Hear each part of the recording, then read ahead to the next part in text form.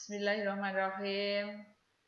Hai, Assalamualaikum warahmatullahi wabarakatuh. Para mahasiswa semester 5 PGSD Universitas Veteran Bangun Nusantara Sukoharjo. Jumpa kembali dengan saya Sri Mulyati. Assalamualaikum kembali. Salam sehat, salam damai sejahtera semuanya. Di sini Ibu akan menyampaikan mata kuliah kajian kurikulum SD. Nah, para mahasiswa, semoga perkuliahan perdana kali ini akan mendapatkan gambaran bagi pelaksanaan perkuliahan selama satu semester 5 ini yang insya Allah kurang lebih akan kita laksanakan minimal 12 kali pertemuan, maksimal 14 kali pertemuan atau 16 kali pertemuan. Insya Allah maksimal Ibu rancang 14 kali pertemuan. Nah, selanjutnya para mahasiswa pada hari ini, kali ini pertemuan pertama Ibu akan menyampaikan tentang gambaran perkuliahan selama satu semester ini. Yang pertama, tentang materi pokok yang akan kita bahas adalah sejarah kurikulum yang berlaku di Indonesia, yakni dari tahun 1947 sampai dengan 2013 yang kurang lebih mengalami perubahan kurikulum 9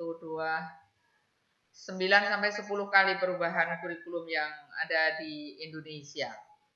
Nah, berikutnya materi regulasi kurikulum 2013 karena kurikulum yang berlaku sekarang ini adalah kurikulum 2013 dengan segala keterbatasannya. Yang melandasi K13 yang pertama adalah Undang-Undang Nomor 20 Tahun 2003 tentang Sistem Pendidikan Nasional. Yang kedua adalah Peraturan Pemerintah Nomor 19 Tahun 2005 sebagaimana diubah sudah 3 kali perubahan, yakni dengan PP 32 tahun 2013 dan PP nomor 13 tahun 2015. 2 kali perubahan, jadi 3 kali PP muncul tentang Standar Nasional Pendidikan. Peraturan Menteri Pendidikan Nasional nomor 20 tahun 2016 tentang standar kompetensi lulusan, ini yang regulasi berikutnya. Lalu Permendikbud nomor 21 tentang standar isi, ya isi kurikulum yang akan disampaikan di sekolah dasar khususnya yang kita bahas ini dilandasi oleh Permendikbud nomor 21 tahun 2016. Lalu Permendikbud nomor 22 ini tentang standar prosesnya, bagaimana pelaksanaan pembelajaran kurikulum 2013, disitulah dikupas tuntas dalam Permen nomor 22. Lalu Permendikbud nomor 23 ini tentang standar penilaian. Bagaimana penilaian kurikulum 2013 termuat dalam Permen itu. Lalu Permendikbud nomor 24 tahun 2016 bagaimana telah diubah dengan Permendikbud nomor 37 tahun 2018 tentang kompetensi inti dan kompetensi dasar. Ini pada yang 37 itu sebenarnya tidak mengubah yang 24 namun melengkapi Permen tahun 2016 nomor 24.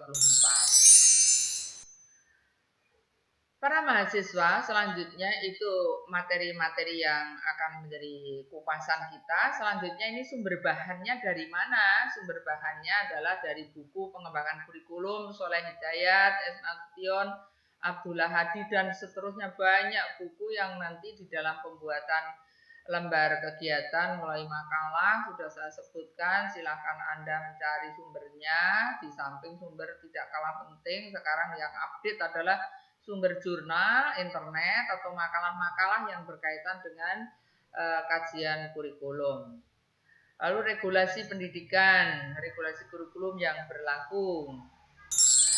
Nah, itulah sumber yang kita gunakan. Terserah Anda bisa mencari dari manapun, yang jelas yang dapat dipercaya begitu. Tujuan perkuliahan kali ini para mahasiswa, yang pertama mampu menjelaskan pengertian kurikulum. Kurikulum itu apa atau sebenarnya? Lalu menjelaskan fungsi dan manfaat kurikulum. Mengapa calon guru harus menguasai tentang kurikulum itu, manfaatnya apa sebenarnya? Lalu yang ketiga menjelaskan asas-asas dan komponen-komponen kurikulum. Kurikulum itu memiliki asas apa, komponen apa. Yang berikutnya menjelaskan sejarah kurikulum yang berlaku di Indonesia. Kurikulum yang berlaku di Indonesia dari 1947 setelah merdeka sampai dengan tahun 2013. Menjelaskan tentang ciri-cirinya, jenisnya, kelebihan, kelemahan kurikulum yang pernah berlaku yang di atas itu. Lalu memahami kurikulum 2013 sekolah dasar dengan regulasi atau aturan yang berlaku meliputi atau melalui yang tadi sudah saya sebutkan begitu banyak yang di atas tadi. Mengulang lagi, tujuannya harus Anda menguasai, memahami tentang permen itu. Lalu silabus pertemuan 14 kali Ibu desain. Pertemuan pertama, pengantar umum materi kajian kurikulum, menyampaikan silabus perkuliahan seperti saat ini para mahasiswa. Pertemuan kedua adalah paparan dan diskusi tentang sejarah kurikulum 1947, 1952, 1968. Pertemuan ketiga adalah pemaparan, penyampaian makalah dari para mahasiswa berupa makalah dan PowerPoint. Nanti para mahasiswa akan memaparkan selama kurang lebih 5 sampai maksimal 10 menit tentang sejarah kurikulum itu yang nanti berupa video ya dari yang 47 semua seperti itu. Video paparan itu lalu disampaikan nanti menjadi gambaran para mahasiswa atau teman yang lain. Pertemuan keempat itu paparan kurikulum dari 2004 sampai dengan tahun 2013, sama caranya.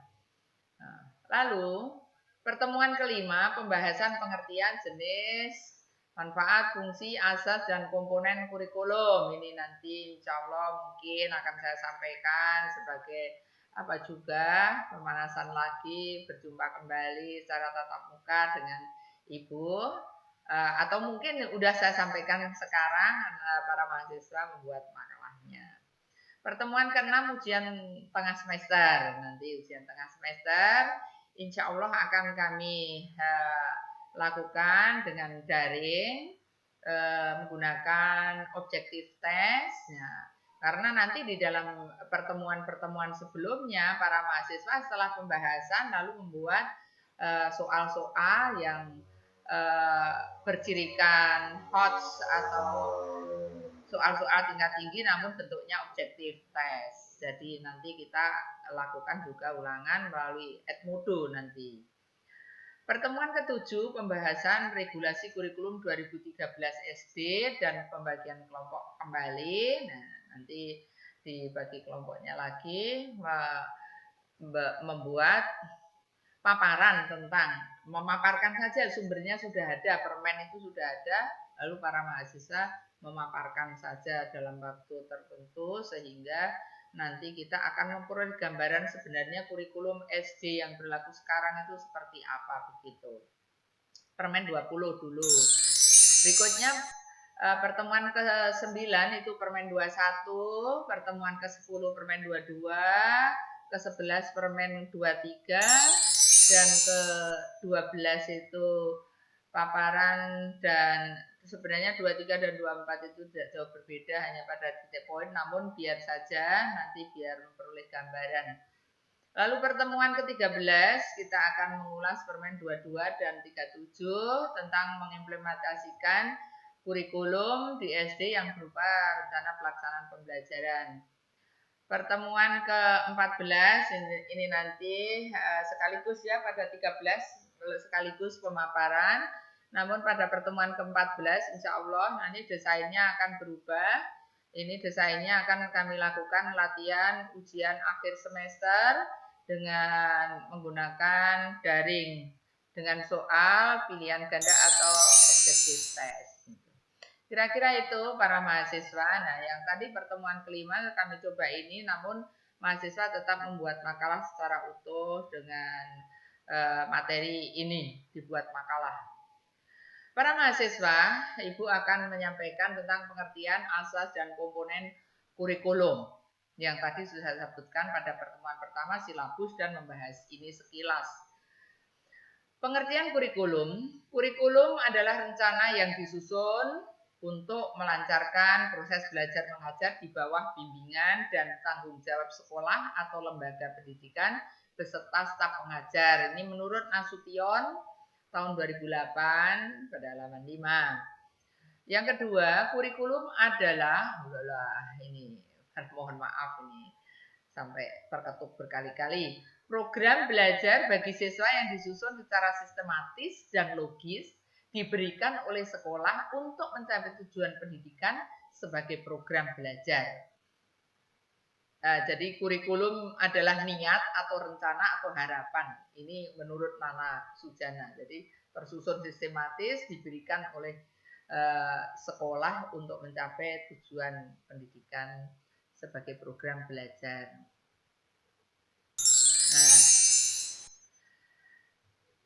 yang ketiga, kurikulum merupakan suatu rencana yang memberi pedoman atau pegangan dalam proses kegiatan belajar mengajar. Ini menurut Nana Saudi. Jadi rencana yang memberi pedoman. Jadi rencana yang memberikan pedoman atau pegangan dalam proses belajar mengajar. Jadi kurikulum itu seperti itu menurut Nana Saudi. Yang keempat, kurikulum adalah seperangkat rencana dan pengaturan mengenai tujuan, isi, tambahan pelajaran, serta cara yang digunakan sebagai pedoman penyelenggaraan kegiatan pembelajaran untuk mencapai pendidikan tertentu. Ini berdasarkan undang-undang, seperangkat rencana. Jadi kurikulum itu seperangkat rencana. Maka setiap sekolah itu harus memiliki namanya dokumen kurikulum yang berisi tentang regulasi atau aturan-aturan, visi misi sekolah sampai pada rencana pelaksanaan pembelajaran yang dibuat oleh para guru, sehingga pada saat mengajar itu rancangan itu sudah ada. Yang kelima, kurikulum adalah suatu rangkaian kegiatan. Rangkaian kegiatan yang direncanakan sebagai panduan guru untuk mengajar dan siswa untuk belajar.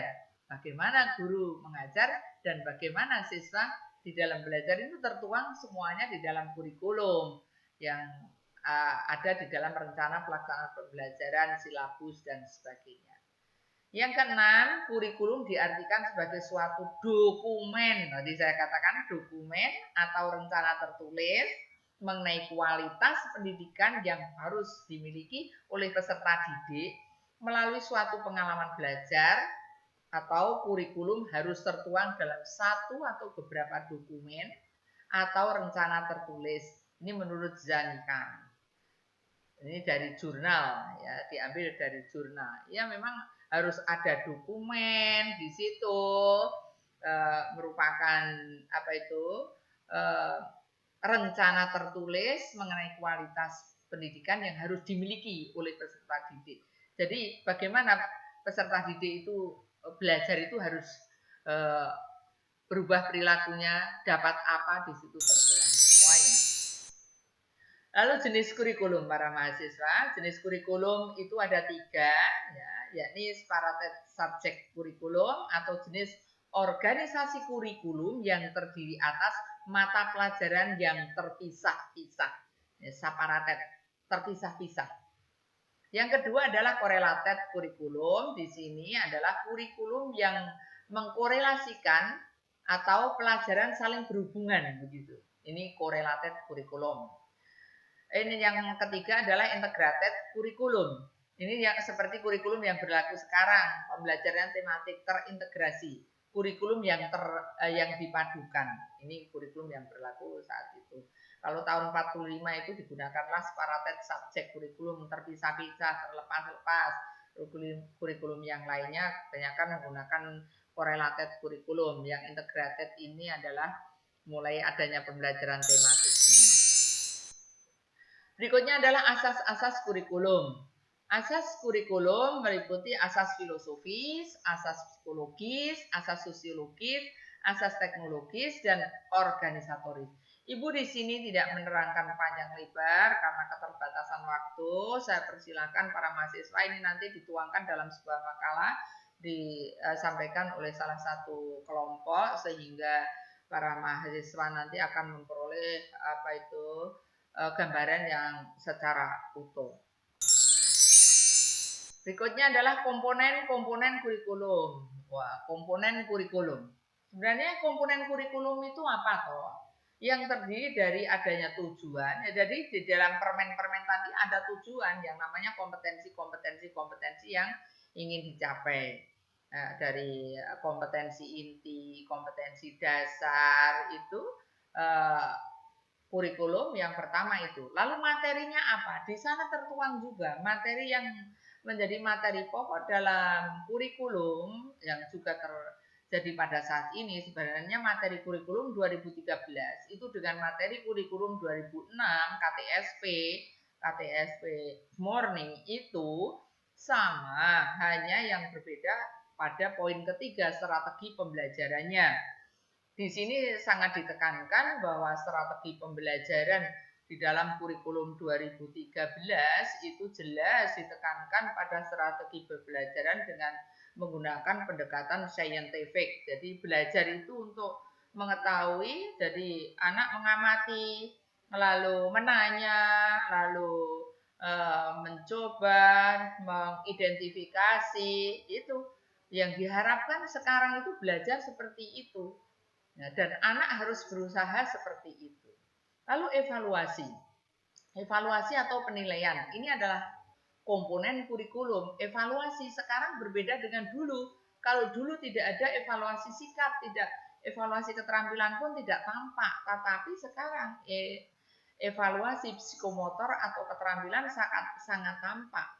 Bernyanyi, misalnya mengajarkan menyanyi, bukan sekedar menyanyi saja, akan dinilai dari beberapa aspek penilaian keterampilan atau psikomotor menyanyi. Ini bedanya dengan kurikulum yang dulu. Jadi para mahasiswa akan tahu bagaimana penilaiannya yang dulu. Ada kurikulum yang berlaku, itu hanya menekankan hasilnya.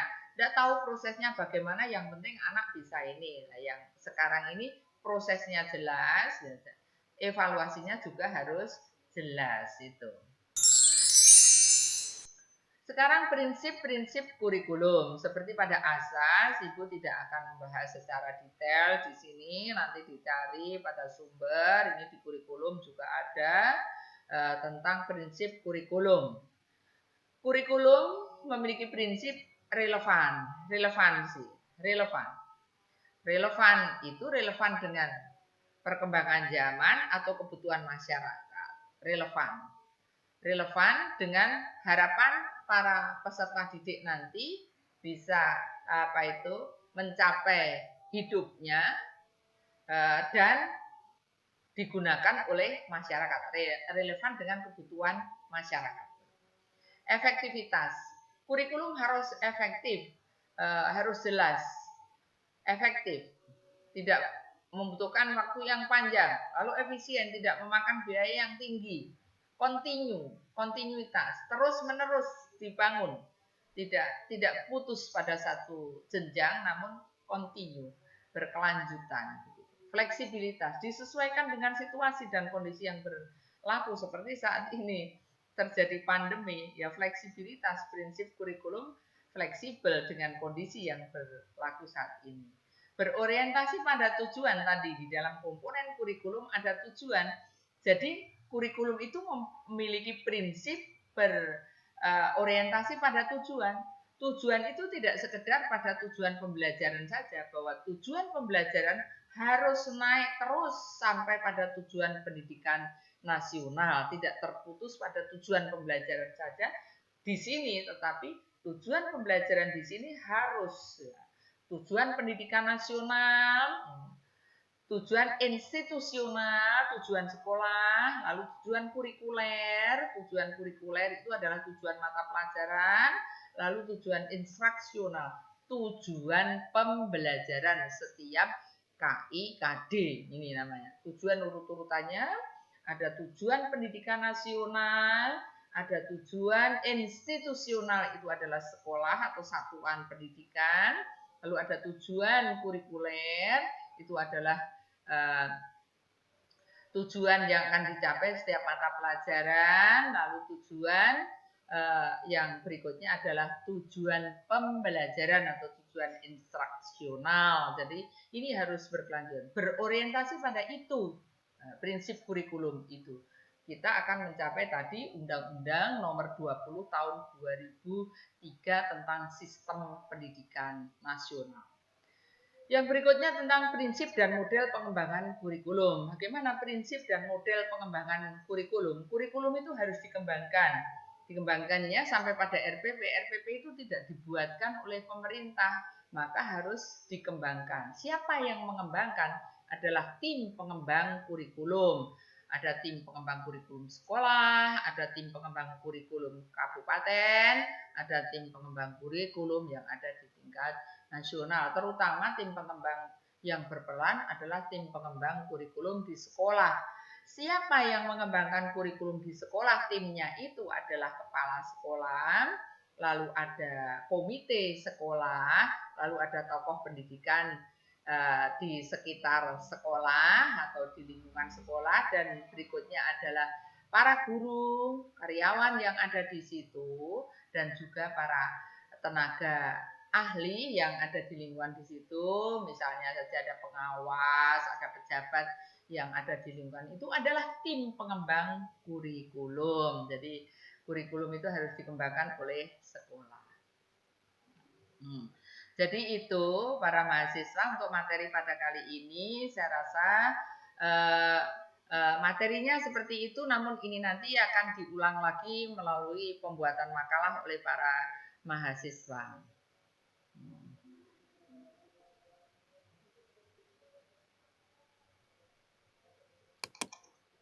Nah, di sini para mahasiswa nanti Anda akan kami beri tugas.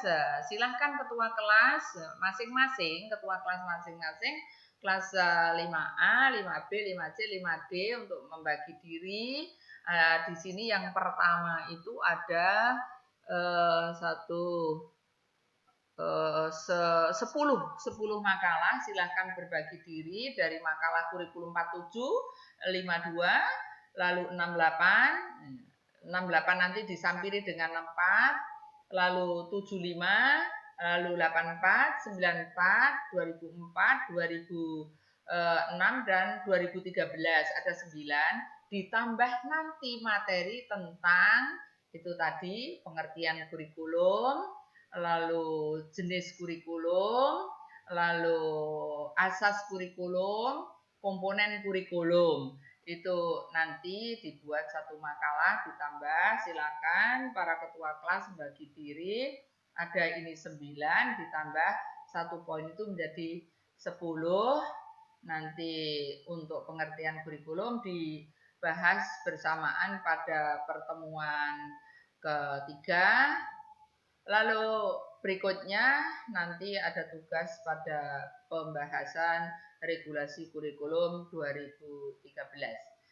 Saya rasa itu nanti secara lebih detail akan kami sampaikan melalui aplikasi Edmodo agar para mahasiswa bisa membaca lebih cermat dan lengkap. Terima kasih para mahasiswa, salam sehat, damai dan sejahtera. Wabillahi taufik wal hidayah. Sampai jumpa lagi. Assalamualaikum warahmatullahi wabarakatuh.